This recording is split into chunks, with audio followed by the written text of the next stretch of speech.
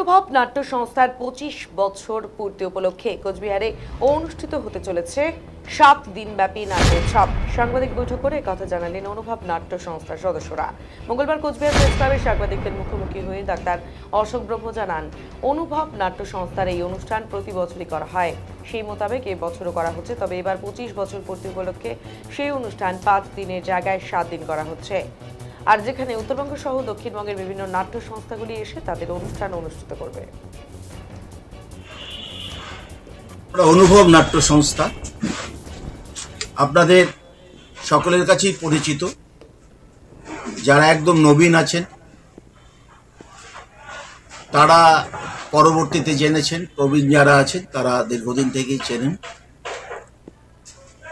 25 বছর ধরে 2000 সালের 17ই জুন অনুভব নাট্য সংস্থার প্রতিষ্ঠা হয় এবং তারপর থেকে ধারাবাহিকভাবে নিরবিচ্ছিন্নভাবে কোনো বছর প্রযোজনাহীন না থেকে আজকে 25 বছরে আমরা পদার্পণ করেছি।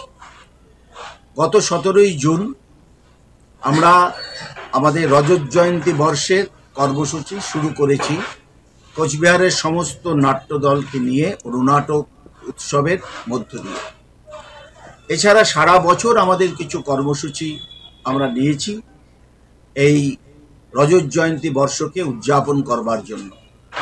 তার মধ্যে 2টি নাট্য উৎসবও আমরা করেছি। এর মধ্যে একটি রবীন্দ্র ভবনে এবং একটি মাথাভাঙ্গার নজরুল সদন।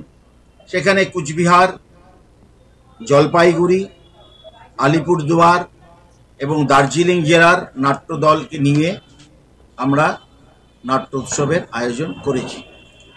এর সাথে ইজেডসিসি পূর্বাঞ্চল সংস্কৃতি কেন্দ্রের সহায়তায় আমাদের কুচবিহারের যে মাটির সম্পদ, আমাদের যে লোকসংস্কৃতি, যার গরিমাতে আমরা গর্বিত, সেই লোকসংস্কৃতির অনুষ্ঠানও আমরা রবীন্দ্র ভবনে অনুষ্ঠিত করেছি।